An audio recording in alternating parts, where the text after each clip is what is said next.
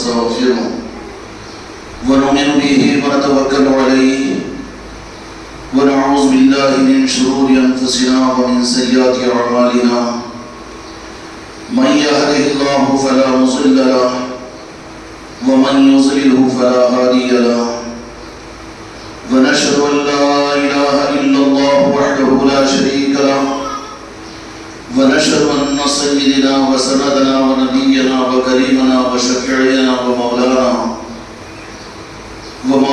محمدا بارك وسلم تسليما كثيرا كثيرا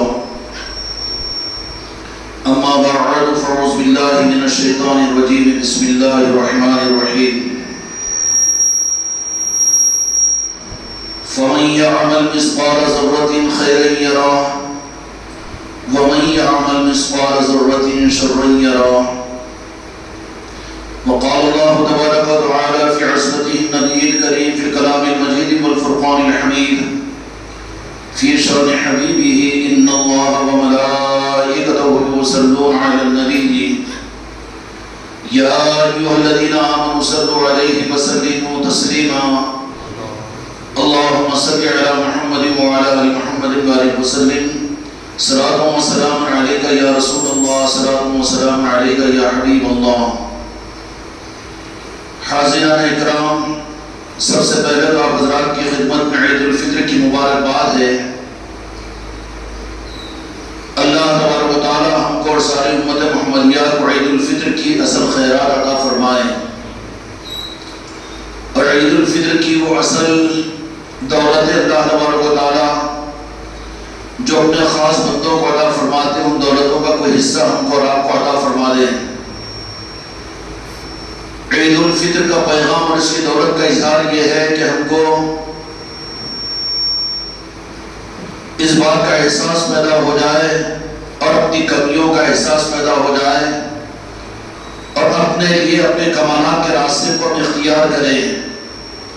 اگر یہ احساس ہے تو یہ عید الفطر کی یہ برکات ہے، یہ خیرات ہے جو ہم کو اور آپ کو حاصل ہوئی، ورنہ عید الفطر عمومی اعتبار سے ساری امت مسلمہ اس وقت اس کا اہتمام کرے گی۔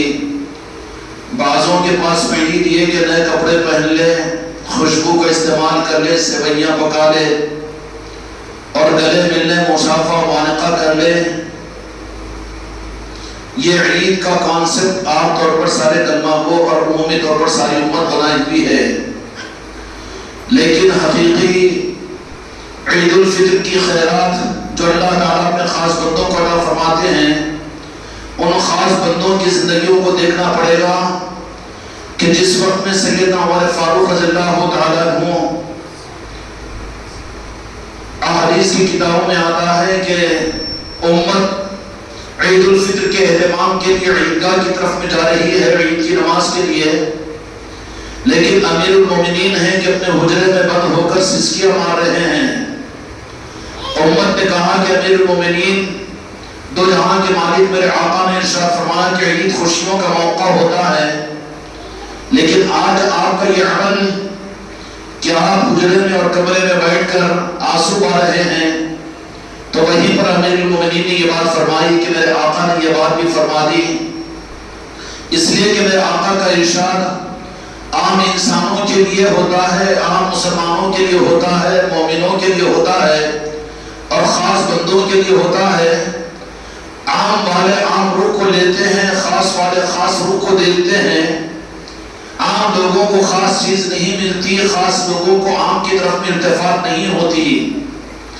امیر المومنین سیدنا عمر فاروق رضی اللہ عنہ نے فرمایا کہ یہ بات میرے آقا نے فرمایا کہ عید الفطر بے شک خوشیوں کا موقع ہے، لیکن وہ بات بھی میرے آقا نے مجھے سے یہ ارشاد فرمایا کہ اے عمر، کہ بعضوں کے لیے یہ عید خوشی کی عید ہوتی ہے اور بعضوں کے لیے یہ عید ان کے لیے اللہ تبارک و تعالیٰ کی طرف سے وعید بھی بن جاتی ہے، جس کا مفہوم عرض کر رہا ہوں۔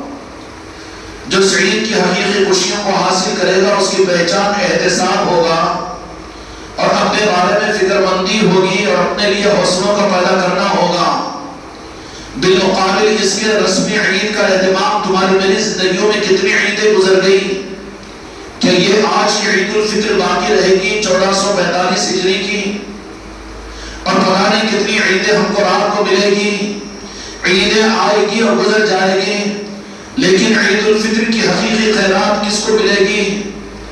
حضرت عمر فاروق رضی اللہ تعالیٰ عنہ نے ارشاد فرمایا کہ میرے آقا نے اس عید الفطر کی خوشیوں کو عام لوگوں کو یہ دیا کہ خوشیاں مناؤ کہ عام قوموں کی عیدیں ہیں، ویسی میری امت کے لیے خوشیوں کی عید ہے، لیکن جو خاص سامنے آئے تو ان کے لیے فرما دیا کہ عید وہ فکر کی عید ہے کہ امیر المومنین سید عمر فاروق رضی اللہ تعالیٰ عنہ اپنے حجرے کے دروازے پر غائب ہوئے، آنسو بہا رہے ہیں اور فرما رہے ہیں کہ یا اللہ یہ عید الفطر کی خوشی کا میرے لیے خوشی کا میں حقدار ہوں کہ جو حق ادا ہونا چاہیے وہ تو مجھ سے ہوا نہیں، کیوں ہوا اس کا پتہ نہیں۔ اللہ تبارک و تعالیٰ یہ عید کی خوشیوں کا کوئی حصہ تم کو ہم کو بھی نصیب فرمائے۔ ہم تو اپنے ظاہری خوشیوں میں ایسے مست ہیں جیسے اور قوموں کی خوشیاں اور عیدیں ہوتی ہے۔ ایمان والوں کو اللہ تبارک و تعالیٰ نے یہ عیدیں اس لیے عطا نہیں فرمائی کہ عام قوموں کی طرح سے عیدوں کو منا لیں، بلکہ عید کو جو پیغام دیتی ہے، کوئی لمحے فکر دیتی ہے اور کوئی سبق دیتی ہے، کچھ احساس پیدا کرتی ہے اور کچھ حوصلے عطا کرتی ہے۔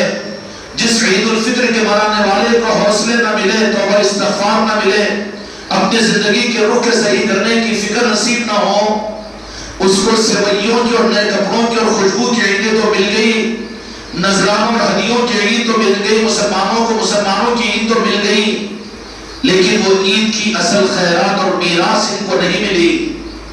جن کو ملی ہوگی ان کی پہچان یہ کہ اس عید کے بعد میں وہ متفکر ہو جائے گا اور اسی حقیقی پیغام کو اپنی زندگی میں سمجھنے کی کوشش کرے گا اور اس کے مطابق اپنے زندگی کو لانے کی کوشش کرے گا۔ اللہ تبارک و تعالیٰ ساری امت مسلمان کو اپنے کرم سے وہ حقیقی عید اپنے کرم سے عطا فرما دے۔ بالخصوص آج 15ویں صدی ہجری میں سن 1445 ہجری کی یہ عید الفطر ایک پورے عالم اسلام کے لیے چیلنج کی طرح سے ہے کہ آپ تو اپنے گھروں کے اندر میں عید کی خوشیوں میں ہیں، اپنی عیدگاہوں میں نماز پڑھ رہے ہیں، اپنی مسجدوں میں نماز پڑھ رہے ہیں، عید الفطر کو منا رہے ہیں، لیکن حقیقت میں ان خوشیوں کے اندر میں کوئی عنصر ہر مسلمان کے دل کے اوپر تو وہ ہے کہ آج ساری امت ہمارے اس عید کی خوشیوں میں ہماری برابر کی شریک نہیں ہے۔ جب کروٹ لے گا اگر درد دل ہوگا، اگر پتھر دل ہوگا، شقی القلب اگر جہنمی ہوگا، ابو جہل ہوگا یا ابو جہل کی اولاد ہوگا تو اس کو تو یہ احساس نہیں ہوگا، لیکن کسی مسلمان سے اس بات کی امید نہیں کی جا سکتی کہ اپنی عید کی خوشیوں میں روئے زمین پر ان مظلوم انسانوں کو یہ یاد نہ کرے، مظلوم انسانوں کو یاد نہ کرے۔ اور مظلوم انسانوں کی فہرست صرف کسی ایک قوم تک محدود نہیں ہے، یہ بھی ہمارے ناسمجھگی کی وجہ سے ہے، کیونکہ اسلام کو بھی حقیقی اسلام کی طرح سے سمجھانے کے نظام امت میں سے مفقود ہو چکے ہیں۔ اسلام کو مسلمان اپنے مزاج پر سمجھانا شروع کیے ہیں، جس کی وجہ سے وہ حقیقی سمجھ امت کے اندر میں سے مسلمانوں میں سے اسلام کو مسلمانوں سے انہوں نے سمجھنا شروع کیا۔ اسلام کو جو سمجھانے کے لیے اللہ تبارک و تعالیٰ نے قیامت کے لیے ذریعہ بنایا تھا، جس کو دو جہاں کے مالک میرے آقا محمد رسول اللہ صلی اللہ علیہ وسلم نے فرمایا تھا کہ میں تمہارے درمیان میں دو چیزوں کو چھوڑ کر جا رہا ہوں، ایک قرآن و مجید، دوسرے اہل بیت۔ اس قرآن کے سمجھنے اور اس کے ذریعے سے ہدایت کے لیے شرط ہے کہ اہل بیت کے ذریعے سے قرآن کو سمجھا جائے، اور اہل بیت سے آل رسول سے مراد اولیاء کا نظام ہے۔ آج امت قرآن کو پکڑی، آدھے کو پکڑی، آدھے ساتھ میں ہیں، لیکن آدھے کا حصہ غائب ہونے کی وجہ سے پھر یہ قرآن کی وہ پوری ہدایت اور قرآن پاک کی پوری رہبری حاصل نہیں ہو رہی ہے۔ کاش کہ امت کو عید الفطر کے موقع پر یہ توفیق ہو جائے اور سارے عالم اسلام کو نہ ہو کوئی بات نہیں، لیکن جن کے کانوں تک میری آواز پہنچ جائے، دنیا کے جس کونے میں اس واٹس ایپ کے اور یوٹیوب کے ذریعے سے جن انسانوں تک پہنچ جائے، وہ کم از کم اپنے دل کے دروازے کو کھول کر سنیں کہ یہ عید الفطر سن 1445 ہجری کی عام عید الفطر نہیں ہے، بلکہ ایک لمحے فکر ہے اور امت کے لیے ایک سوچ و فکر کا ایک المیہ ہے۔ شاید کہ دنیا کے عالم انسانیت کے حالات اس مقام پر پہنچے ہوئے ہیں کہ اگر اپنی یہ بے حسی کا ثبوت دے کر عید الفطر کو گزار دے اور اپنی بے حسی کا ثبوت دے کر اپنی خوشیوں میں مست رہے اور اپنی بے فکری کے اندر میں بس اپنے مزاج کے دین ہی پر چلتے ہوئے یہ سمجھے کہ ہم تو جنت کے حقدار ہیں، تو میرے دوستوں، میرے بھائیوں، کہ پھر آنے والے صدی کے اندر میں کیا ہوگا اور آنے والی صدی کے اندر میں رب کی طرف سے پھر اس امت کے بارے میں کیا فیصلہ ہوگا، میں تم کو بزدل بنانا نہیں چاہ رہا ہوں، لیکن ظرف اگر ایمان ہے تو تھوڑا سا اس مسئلے کو سوچئے کہ میں اس بات کے اوپر کیوں زور دے رہا ہوں کہ عام عید مت سمجھو، بلکہ 1445 ہجری کی عید امت کے لیے بہت بڑا پیغام ہے۔ کاش کہ یہ پیغام میدان منی سے بھی اور مکہ المکرمہ میں کعبۃ اللہ سے اور مسجد نبوی کے منبر سے اور بغداد سے اور اجمیر سے اور خدا کرے کہ مسلمانوں کے ہر شہر کی جامع مسجد سے اور خدا کرے کہ مسلمانوں کی مسجدوں کے ہر منبروں سے امت کو مل جائے۔ المیہ یہ ہے کہ ایک طرف میں قرآن پاک کے وعدے اور ایک طرف میں احادیث کی وہ ساری بشارتیں، سوال یہ پیدا ہو جاتا ہے کہ قرآن پاک کے وعدے اور احادیث کی وہ بشارتیں کیا نعوذ باللہ شک کے دائرے میں تو نہیں آئے گی؟ وَأَنْتُمْ الْأَعْلَوْنَ وَإِن كُنتُم مُؤْمِنِينَ، کہ تم ہی سر بلند رہو گے، تم ہی کامیاب رہو گے بشرطے کہ تم مومن ہو۔ پھر کہاں ہے وہ سر بلندی اور کہاں ہے وہ کامیابی اور کیا وجہ ہے اس کی کہ جتنے اسباب اختیار کیے جا رہے ہیں اتنا زیادہ امت اپنے محنتوں کے باوجود، اپنے عبادتوں کے باوجود اور اپنے دینی تشخص کے باوجود اور اسلام کی 59 حکومتوں کے باوجود آج وہ وعدہ اللہ میں اس امت کے ساتھ پورا نہیں ہو رہا ہے۔ وجہ کیا ہے؟ اللہ کا دین، اللہ سے پوچھو کہ تیرا دین کیا ہے، اسلام کا حق کیا ہے، اللہ تعالیٰ سے معلوم کرو، طلب رب کی بارگاہ میں پیدا کرو۔ مسلمانوں کے زمانے کے فتنے کا سب سے بڑا رخ یہ ہے کہ اسلام کو مسلمانوں سے سمجھنا چاہتے ہیں، یہ رب سے سیکھنا اور رب سے مانگنا نہیں چاہتے۔ ہر ایک کو اپنی جماعت کا، ہر ایک کو اپنی مسلک کا لیبل لگا ہوا ہے۔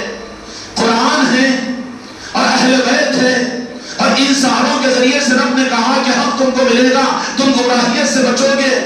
قرآن تو ہے لیکن اہل بیت چھوڑ گئے، اہل بیت ہے لیکن قرآن اگر چھوڑ گیا تو پھر ان کی ہدایت کی ضمانت رب نہیں لیتا، پھر حق ان کو نہیں ملے گا۔ اگرچہ کہ ان کے ہاتھوں میں قرآن ہو، اگرچہ کہ ان کی مسجد 10 منزلہ ہو، اگرچہ کہ ان کی بڑی بڑی عمارتیں ہوں اور بڑی بڑی ان کے دینی مدارس ہو، دینی نظام ہو، لیکن حق نہیں مل سکتا۔ یہ امت گمراہیت سے نہیں بچ سکتی، بچنا ہو تو ان کے لیے ضروری ہے۔ میرے آقا نے فرما دیا کہ 2 چیزیں، ایک تو قرآن پاک اور اہل بیت کو چھوڑ کر جا رہا ہوں، یہ قیامت تک چلے گی اور جو ان دونوں کو تھامے ہوئے رہو گے ہرگز تم گمراہ نہیں ہو سکتے۔ آج ہمارا قصور یہ ہے کہ ہم نے قرآن کو پکڑا لیکن اہل بیت کو چھوڑ دیا، آل رسول کو چھوڑ دیا، اولیاء کو چھوڑ دیا اور صوفیہ کو چھوڑ دیا، اور دین کے اصل سپاہیوں کو ہم نے چھوڑ دیا جن کے پاس میں حق دین تھا اور انسانیت کو جن کے ذریعے سے حق ملتا تھا۔ آج ہم اس سے اپنے رخ کو پھیر کر یہ دکانداروں کے پیچھے اپنے آپ کو ہم نے ڈال دیا، جس کی وجہ سے آج ہم امت کو نہیں مل رہا ہے۔ میرے دوستوں، میرے بھائیوں اور میرے عزیزوں، ذرا اگر معلوم کریں، میں نے بہت ایک برنی عنوان آپ حضرات کو دے دیا ہوں کہ اس عید الفطر کو مسلمان اور عالم اسلام اگر عام عید الفطر اگر سمجھ لے تو پھر اس کے بعد کی صدی، اس کے بعد کے حالات امت کے لیے کیسے ہوں گے۔ اللہ ہم سب پر کرم کا معاملہ فرمائے اور یہ احساس ہمارے اندر پیدا فرمائے، ہر ایک اپنے دل کی توبہ کے ساتھ میں رب کی بارگاہ میں آج متوجہ ہو جا رہی ہے۔ اس کو کانوں کی عیاری سمجھ کر یا جذباتی بیان سن کر، ایک کان سے سن کر دوسرے کان کو چھوڑنے کے لیے بس سنیے اللہ کے واسطے احساس ذمہ داری پیدا کرو۔ ایک تڑپتا ہوا دل اگر زمین کے کسی حصے کے اوپر رب کی بارگاہ میں اگر توبہ استغفار کرتا ہے، اس کا اثر سارے عالم کے اوپر خدا ظاہر کرتا ہے۔ میرے دوستوں، میرے بھائیوں، اللہ کرے کہ وہ حقیقی اسلام ہم کو عطا فرمائے، جو اسلام کی تعریف میرے مصطفیٰ نے فرمائی کہ تم ہرگز گمراہ نہیں ہوں گے اگر قرآن اور اہل بیت تمہارے پاس میں ہوں گے، ضمانت ہے کہ گمراہ نہیں ہوں گے۔ وجہ یہ نہیں کہ قرآن کو لیا، اہل بیت کو چھوڑا تو مسلک اور جماعت کتنے بنے ہیں اور بنے ہوئے ہیں اور بنتے چلے جا رہے ہیں۔ قرآن تو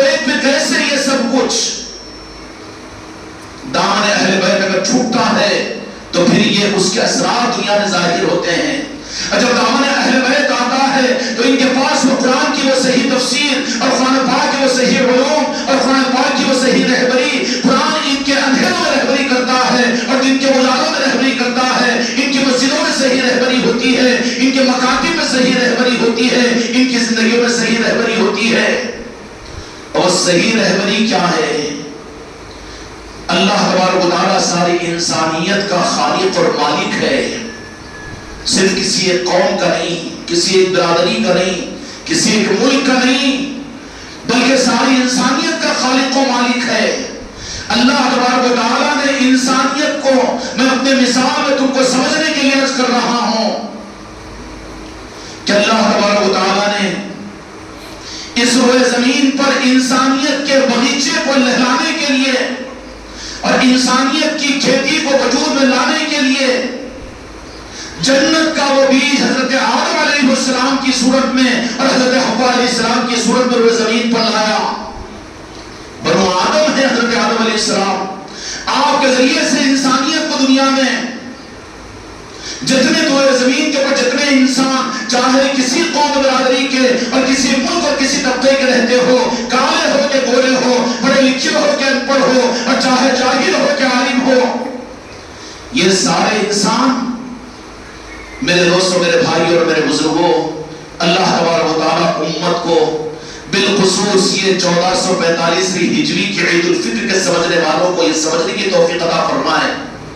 اللہ نے اس زمین کے اوپر انسانوں کے لہلاتے ہوئے باغیچے کو قائم کرنے کے لیے بیج جنت کا لایا. حضرت آدم اور حضرت حوا علیہ السلام کی صورت میں کسی قوم کا بنی آدم ہو، چاہے کسی قوم سے تعلق رکھتا ہو، چاہے وہ یہودی ہو کہ نصارہ ہو، مشرک ہو کہ کافر ہو، چاہے کوئی برادر وطن کیوں نہ ہو، خدا کی قسم حضرت آدم علیہ السلام کی اولاد ہے. اللہ نے اس زمین کی کھیتی کو آباد کرنے کے لیے جنت کا بیج زمین پر لایا آدم و حوا کی صورت میں. اور کتنا قابل قدر ہے یہ انسان. یہاں مسلمان نہیں ہے مراد. مسلمان کو تو دماغ خراب ہو گیا ہے، جس کا خمیازہ اس کو بھگتنا پڑ رہا ہے. آج یہ سمجھتا ہے کہ حکومت ہمارے پاس میں تو کامیاب، لیکن کیا کر رہی ہے تقریباً 60 حکومتیں. اقتدار تو تیرے پاس میں اقتدار نہیں، مال نہیں اور کرسی نہیں اور سونا چاندی نہیں، علم نہیں، جوہری طاقت نہیں، کیا نہیں ہے تیرے پاس میں، لیکن کیوں دنیا میں سب سے زیادہ ذلیل ہے؟ سمجھ اپنے رخ کو پھیر.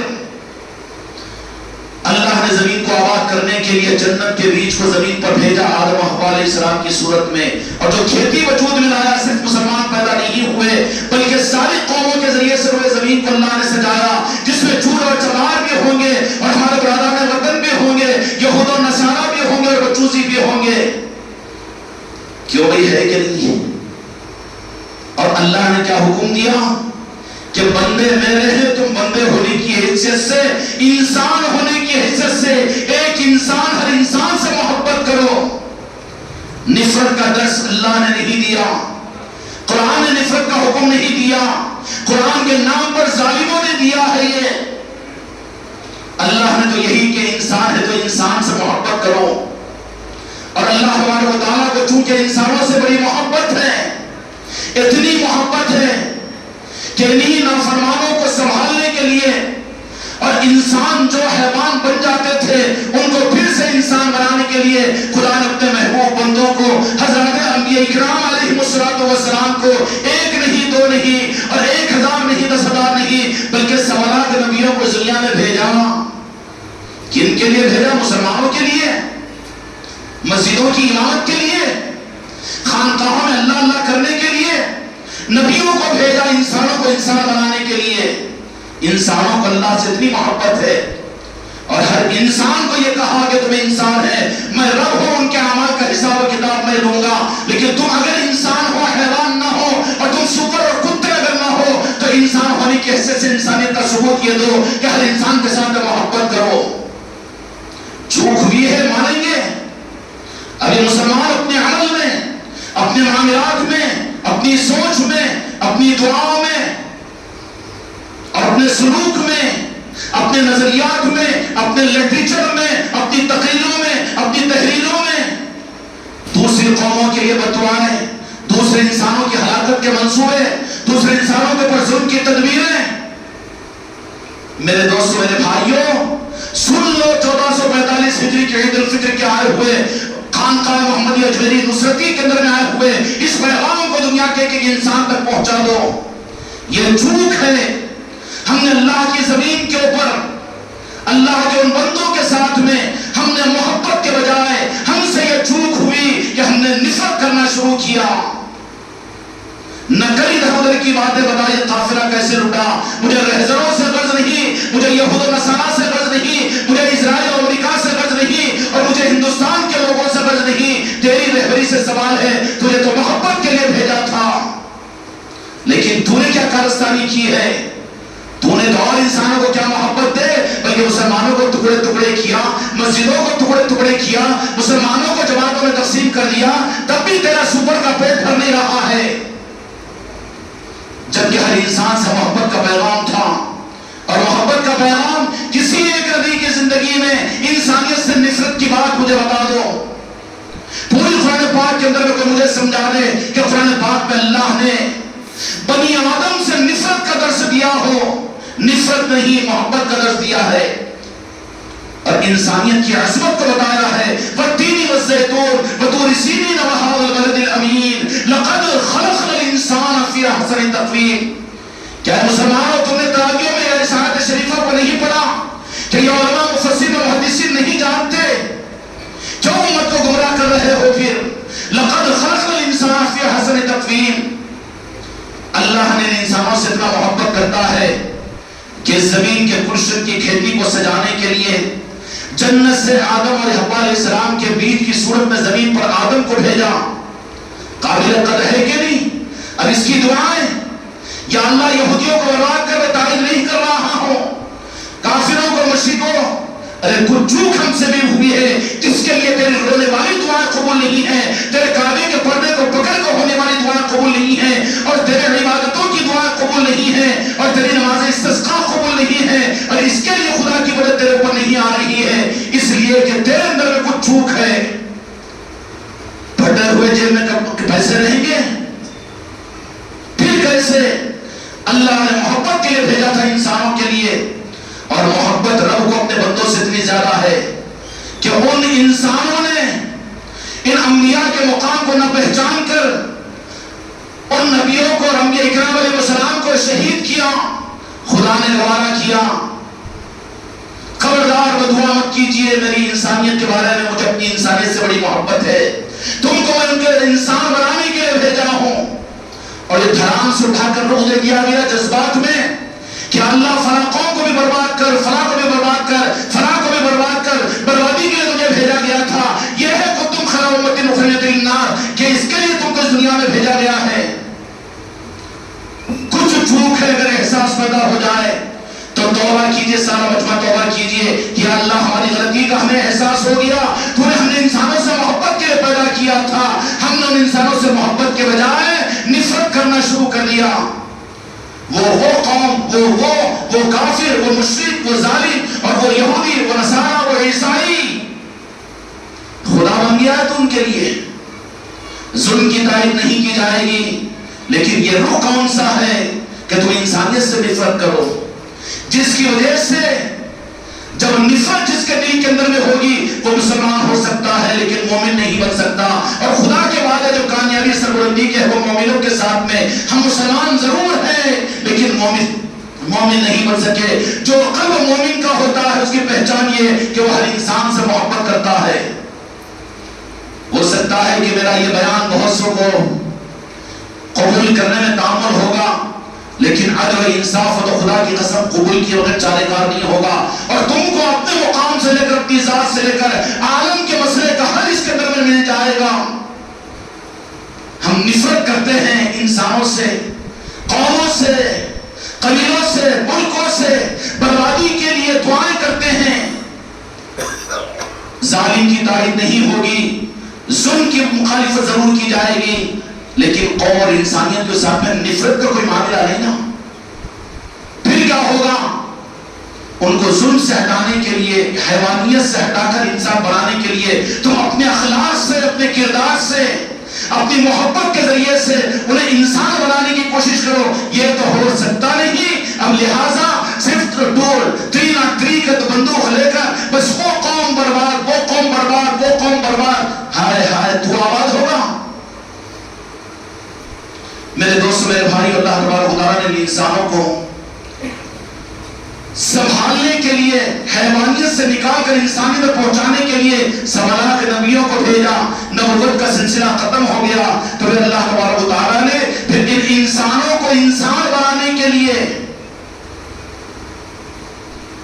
نبوت کے بغیر ولایت کے نظام کو قیامت تک کی امت میں چلائے گا. اللہ تعالیٰ ان اولیاء کی زندگی سے زیادہ کتابوں کا میں مطالعے کا تم کو پیغام نہیں دیتا اور زیادہ حوالہ لے کر پریشان ہونا نہیں چاہتا، بلکہ سیدھی بات ہے، اولیاء کی تاریخ کو اگر سطحی نظر سے بھی دیکھ لے تو ان اولیاء اکرام کی زندگی کا رخ صرف انسانیت سے محبت ملے گا آپ کو. اللہ تبارک و تعالیٰ نے انبیاء کو انسانوں کو برباد کرنے کے لیے نہیں بھیجا تھا، بلکہ انسانوں کو انسان بنانے کے لیے. انسانوں کو وہ انسان بناتے اور انسانیت کو انسانیت کا پیغام دیتے، ظلم سے ان کو بچاتے اور انسانیت کی محبت کا پیغام ان کو دیتے. تو اللہ تعالیٰ نے انبیاء کے بعد میں اولیاء اکرام کو اس کام کے لیے منتخب فرمایا. اولیاء کی زندگی میں نفرت کہیں نہیں ملے گی. اور اولیاء جس ملک میں بھی گئے، جس علاقے میں بھی گئے، چاہے آپ کے شہر عادل آباد میں جو شمالی کی صورت میں جو اولیاء ہوئے ہیں، خدا کی قسم ان کے آنے کا مقصد یہاں پر کوئی یہ سمجھتا ہے کہ اسلام پھیلانے کو آئے تو کم سمجھدار ہے، وہ نادان ہے اولیاء کے نظام سے. اس کو آنا چاہیے خانقاہ محمدی میں، اولیاء کے تعلیمات سے صحیح واقف ہونا چاہیے. کوئی اگر یہ کہے کہ غریب نواز اس ملک میں کیوں آئے اسلام پھیلانے کے لیے تو نادان ہے، اس کا مطالعہ کم ہے اور اسلامی کا وہ جاہل ہے.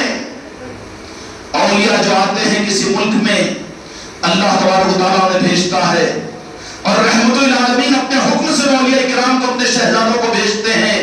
وہ کس لیے؟ مسلمانوں کے لیے، اسلام کے لیے نہیں، بلکہ مظلوم انسانیت کو ظلم سے دور کرنے کے لیے بھیجتا ہے. سمجھ میں آئی بات؟ اولیاء نے کبھی بددعائیں نہیں کی انسانیت کے لیے. اچھا یہ کوئی عنوان ہوتا، کوئی یہ عنوان ہوتا کہ واقعیتاً قوموں کی بربادی کے ہم سوچ اور فکر کریں. میرے دوستوں، میرے بھائیوں اور میرے عزیزوں، گمراہ کرنے کے اندر میں کچھ ان کی طرف سے کمی نہیں ہوئی، کچھ ان کی طرف سے کمی نہیں ہوئی. امت کے روح کو موڑ کر رکھ دیا. توبہ کیجئے، میں بھی کرتا ہوں، آپ بھی کرتے ہیں. تمہارے گھر کے قریب میں، تمہارے محلے میں، تمہارے شہر میں، تمہارے ملک میں جو بھی انسان ہیں، یہ قسم کھا لیجئے کہ ہم اس سے محبت کریں گے. اولیاء آتے ہیں تو انسانیت کو محبت کا پیغام دیتے ہیں، نفرت کو نکالتے ہیں.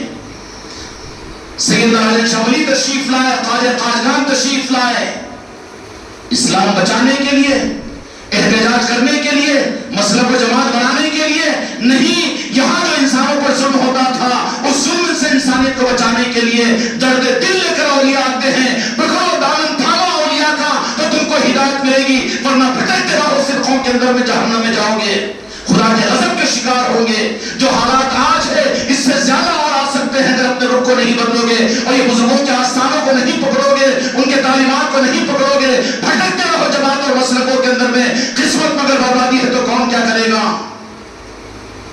اولیاء کا طریقہ کیا ہوتا تھا؟ وہ مسلمانوں کو بچانے کے لیے، مسلمانوں کے لیے دعا کرنے کے لیے. اولیاء آتے ہیں مظلوم انسانوں کی مدد کے لیے. سمجھ میں آئی بات؟ خواجہ خواجگان تشریف لائے کیا اجمیر شریف کے اور راجستھان کے مسلمانوں کے لیے آئے؟ نہیں، بلکہ وہاں انسانیت پر جو ظلم ہوتا تھا، پرتھوی راج پتھورا کا انسانوں پر ظلم ہوتا تھا، حیوانوں، جانوروں، بیلوں کی طرح سے انسانوں پر سلوک کرتا تھا، اور مظلوم انسانوں کی مدد کے لیے آپ تشریف لائے اور اخلاق کے ذریعے سے، ہمدردی کے ذریعے سے. ہائے امت اپنے اصل اولیاء کے نظام کو بھول کر گمراہ ہو رہی ہے. اگر ضعف اور ہمت ہے، ایمان ہے، سنجیدگی کے ساتھ فیصلہ کیجئے کہ اس حقیقی راستے کو حاصل کرنے کے لیے انشاءاللہ اولیاء کے راستے کو اختیار کریں گے، اہل بیت کے راستے کو اختیار کریں گے. قرآن پاک کے ذریعے سے ملے ہوئے رہبریوں کو حاصل کریں گے، انسانیت کو محبت کا پیغام دیں گے۔ ہم نے نفرت دیا تو خدا نے ہماری دعاؤں کو رد کرنا شروع کر دیا۔ اب چیخ رہے ہیں، پکار رہے ہیں، فلسطین کی مدد کے لیے دعائیں کر رہے ہیں، لیکن کیا وجہ ہے کہ قبولیت کس مقام پر نہیں ہے؟ اللہ ان کے لیے امیدوں کے کرن کو اپنے کرم سے ظاہر فرمائے، ان کے قصوروں کو معاف فرمائے۔ ہم پہلے اپنی کالے کرتوتوں پر توبہ تو کریں۔ ہم فلسطین کے مظلوموں کے لیے دعا کرنے سے پہلے اپنی غیر ذمہ داری کے اس گناہ سے توبہ تو کریں۔ انسانوں سے نفرت کو ختم کرنے کا ارادہ اور عزم کرے۔ کوئی کروانے والا نہیں، کوئی کرنے کے لیے تیار نہیں، بلکہ اس کو تو سمجھے گا کہ نیا نظام ہے، یہ خانقاہ محمدی کی بات کیا ہے سمجھ میں نہیں آ رہی ہے۔ اس کو تو چائنیز فوڈ کے چٹپٹے کھانوں کی عادت لگ گئی ہے، لچھے دار بیانوں کی، اچھلتے ہوئے کودتے ہوئے بیانوں کی، لٹریچروں کی۔ تجھے وہ حق کہاں سمجھ میں آئے گا؟ حق ملے گا تجھے اولیاء کی تعلیمات میں، اور تجھے حق ملے گا اہل بیت کے اندر میں، اور تجھے حق ملے گا اولیاء کی نسبتوں کے اندر میں۔ خدا اپنے کرم سے مجھ کو آپ کو توفیق عطا فرمائے۔ میرے دوستو، میرے بھائیو، نفرت کو ختم کیجئے۔ اس ملک ہندوستان کا بھی تاریخ نظر آ رہی ہے، نظر نہیں آ رہی ہے۔ احتجاج تمہیں نہیں بتا سکے گا۔ خدا کا فضل خدا کا رہے۔ خدا کا قانون انسانیت کے لیے الگ ہے۔ خدا صرف ایک قوم برادری کا نہیں ہے، خدا کی کسی کی رشتہ داری نہیں ہے۔ تاریخ اندلس، تاریخ بغداد اس بات کے پر شاہد ہے، مسلمان حکومتوں نے، منگولوں نے تاتاریوں کے اوپر ظلم کیا تو تاتاری کا ایک سپاہی نکل کر جنگل میں، اے مسلمانوں کے خدا تو عدل کرنے والا ہے اور یہ مسلمان ہم پر ظلم کر رہا ہے۔ دوسرے ہی دن حالات بدل گئے۔ نہیں جانتے ہیں تاریخ کو، کیوں چھپا رہے ہیں امت سے تاریخ کو؟ توبہ کرو اس وقت میں۔ یہ کہتا ہے کہ یہودی برباد ہو، نصارہ برباد ہو، کافر مشرک برباد ہو، تو یہ بربادیوں کے لیے پیدا کیا گیا ہے۔ تیری دعائیں ان کے لیے، بربادیوں کے لیے۔ ارے محبت کے پیغام کو لے کر آگے چل۔ مسلمان حکومت، مسلمان قوم، مسلمان حکمران، لیکن کسی قوم پر ظلم ہوا تو مسلمان قوم اگر کسی پر ظلم کرتی ہے تو خدا مظلوم کی مدد کر کے مسلمانوں کی حکومت کو تخت و تاراج کرتا ہے۔ اے ظالموں، انسانوں کے اوپر چاہے وہ مسلمان کیوں نہ ہو، اگر تمہاری نیتیں خراب ہیں، اگر تم ان مسلمانوں کو، اگرچہ کہ وہ انسان ہی ہیں، لیکن تم ان کو اگر برباد کرنے کے پلان بناتے ہو تو وہ ساری کی ساری تدبیر تمہارے اوپر پلٹ دی جائے گی۔ مسلمان قوم کے ساتھ میں خدا نے جب یہ کیا تو پھر کوئی دوسرا اگر کسی انسان پر ظلم کی نیت اور ارادے کے ساتھ میں غلط نیتیں اگر کرے تو میرے دوستو، میرے بھائیو، ظلم کے ساتھ میں دنیا میں نہیں جی سکتا وہ۔ خدا تاریخ کو بدل کر رہے گا اور تختے کو پلٹ دے گا۔ وقت کے قارون کو خدا نے برباد کیا، وقت کے فرعون کو خدا نے برباد کیا، اور خد کے نمرود اور شداد کو برباد کیا، اور قیصر و کسریٰ کو برباد کیا۔ نام و نشان باقی نہیں ہے۔ آج تمہاری حکومتوں میں تم ناش کرتے ہو اور انسانوں پر ظلم کی تدبیریں کرتے ہو، مظلوموں کے خون سے کھیلنا چاہتے ہو اور ان کے حقوق کو پامال کرنا چاہتے ہو، ان کے پر غضب اور ان کے اوپر قہر کا پنجہ ڈالنا چاہتے ہو، تو انجام کو سوچو فرعون کے اور انجام کو سوچو قارون کے۔ ہم کو تم کو فکر کی ضرورت نہیں، ہم کو تو توبہ کر کے اپنے رخ کو صحیح کرنا ہے۔ اگر تم اور ہم اگر رخ کو صحیح کر لیں گے، خدا کی قسم، نہ حکومتوں سے ڈرنے کی ضرورت ہے، نہ طاقتوں سے ڈرنے کی ضرورت ہے، بلکہ خدا کی نسبت کی وہ طاقت اور خدا پر اعتماد کی وہ طاقت اللہ عطا کرے گا کہ جو ساری طاقتوں کو خدا زیر کر دے گا۔ اللہ تبارک و تعالیٰ مجھ کو آپ کو اس حقیقی روح پر آنے کی توفیق عطا فرمائے۔ ذرا کڑوی گولی ہے، یہ برداشت نہیں ہوتا، لیکن روح ہمارا ٹیڑھا ہے اور ٹیڑھا کر دیا گیا ہے۔ ہم انسانیت سے محبت کے لیے آئے ہیں، نفرت کے لیے نہیں، کسی کی بربادی کے لیے نہیں آئے ہیں۔ مظلوموں کی مدد، مظلوموں کی حمایت کی جائے گی، ظلم کے خلاف میں آواز اور پھر ظلم کے خلاف میں آواز کو اٹھائے اور دعائیں کی جائے گی، لیکن بالکل اجازت نہیں ہے کہ قوموں کے ساتھ میں نفرت کا معاملہ کرے، قوموں کے ساتھ میں ہم ان کے ساتھ میں ترسخ اور بربادی کی دعائیں کریں، بلکہ اللہ تبارک و تعالیٰ نے ہدایت عطا فرمائے اور ان سارے انسانوں کو انسانیت عطا فرمائے۔ اللہ تبارک و تعالیٰ سارے انسانوں کے ظلم کو، انسانیت کو محفوظ رکھے۔ ظلم کرنے والا وہ انسان نہیں بلکہ حیوان اور درندہ، سور، کتے سے زیادہ برا ہے۔ خدا پھر زیادہ دن اس زمین کے اوپر ایسے لوگوں کو برداشت نہیں کرتا، بلکہ خدا کا عزم اور خدا کا قانون چلتا ہے۔ فرعون کو جیسے خدا نے برباد کیا، قارون کو جیسے برباد کیا، تو اس زمانے کے فرعون اور قارون کوئی حیثیت نہیں رکھتے۔ اس لیے میرے دوستوں، میرے بھائیوں، آج صرف اس بات کی گزارش ہے کہ جو ہمارا رخ بدلا ہوا ہے نفرت کا، اس کو محبت میں بدل دو اور ہر انسان کے ساتھ محبت کرنے کی کوشش کرو. کیوں بھی کرو گے نا انشاءاللہ. یہ عید الفطر کا پیغام ہے خانقاہ محمدی کے ذریعے سے. اس پیغام کو جہاں تک تم ہو سکتا ہے پہنچاؤ. اللہ تبارک و تعالیٰ اس پیغام کے ذریعے سے رحمت کے دروازوں کو کھولے گا اور خدا فضل کے دروازوں کو اور قبولیت کے دروازوں کو کھولے گا اور انسانیت کو سکون کا سانس عطا کرے گا. عید الفطر حضرات کی خدمت میں مبارک ہے. نماز ہوگی انشاءاللہ. نماز کے بعد میں خطبہ ہوگا. آپ حضرات سے اس بات کی درخواست ہے کہ اپنی دعاؤں کے اندر بھی ساری انسانیت کے لیے دعائیں کرے اور عملی طور پر اپنے گھروں کے اندر میں برادران وطن کو بھی محبت کا پیغام دے اور ان کو بھی اپنی محبتوں میں یاد رکھے اور انسانیت کی محبت کے جذبے کو اپنے اندر پیدا کرے. بحق لا الہ الا اللہ محمد رسول اللہ.